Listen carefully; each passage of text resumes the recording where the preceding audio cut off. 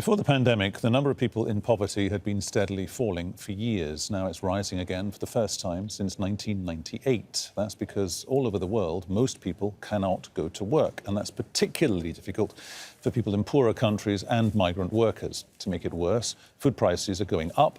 There are major disruptions to supply, and without labourers, crops are being left to rot in the fields, from the US to India to the Philippines.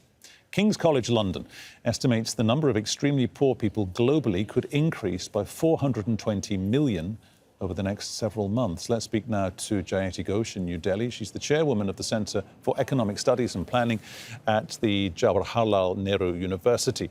Jayati Ghosh, welcome to the News Hour. Are we talking here, just to be clear, about people actually tipping over into what you would label as being starvation?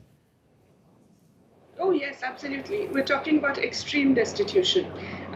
In India, for example, what we call poor is actually what in any other country would be called extreme destitution. There are people who cannot afford to eat enough.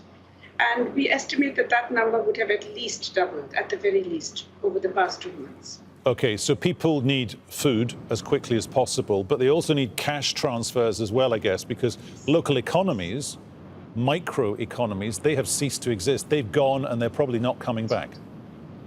That's right.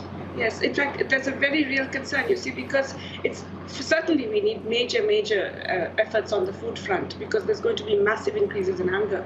But right now, the big concern is to give people's purchasing power, to give them something to make up for the loss of livelihood over the last 2 months.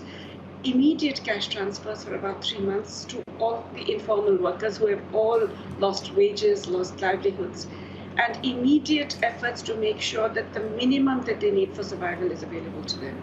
OK, you're talking about big cash transfers. If you look at a country like India, you're talking as well about a sizable percentage of the population who don't have a bank account. How do you do that securely? And how do you trust everyone in the chain between a bank handing out cash and people getting the cash perhaps hundreds of miles away?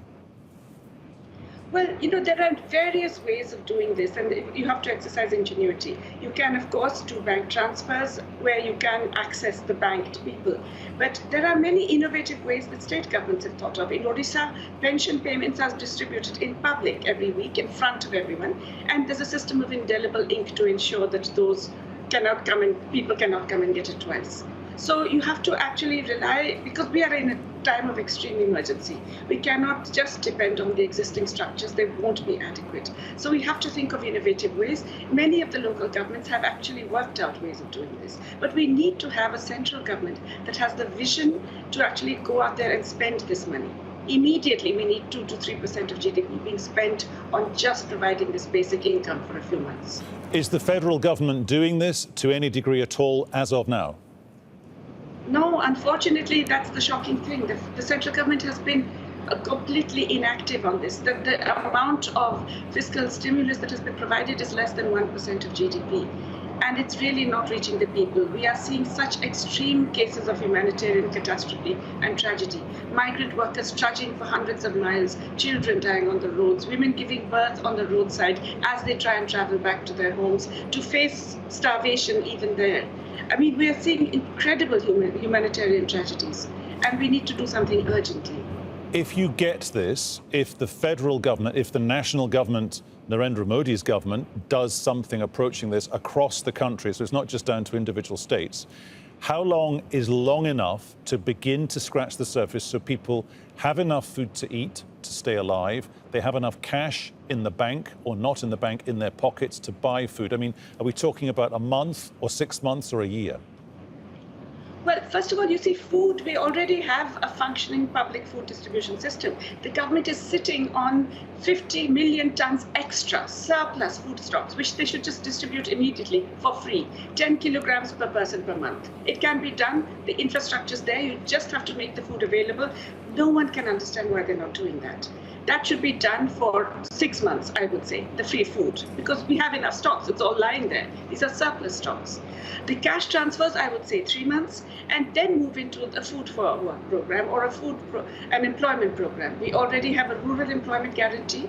I would say we make that something universal, offer it to every adult, not 100 days per household, but maybe 200 days. And extend that to urban areas as well. Because initially we need to give them food and some basic income, but eventually we should work to an employment guarantee.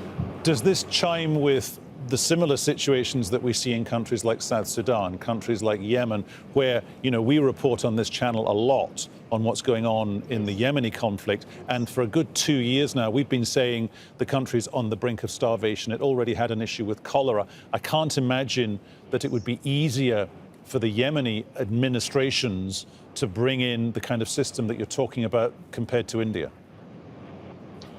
No, I think that Yemen is in fact a particular tragedy because it's also been ravaged by conflict, by war, and by all of the other diseases that you've mentioned, in a situation of extreme poverty and fragility. And so, yes, many of the existing structures don't exist and will have to be created. But nonetheless, there is scope for immediate provision of cash, at least, to enable people to use the market to buy the essentials, if nothing else. OK, we have to leave it there. Jayati Ghosh, thank you so much for your time.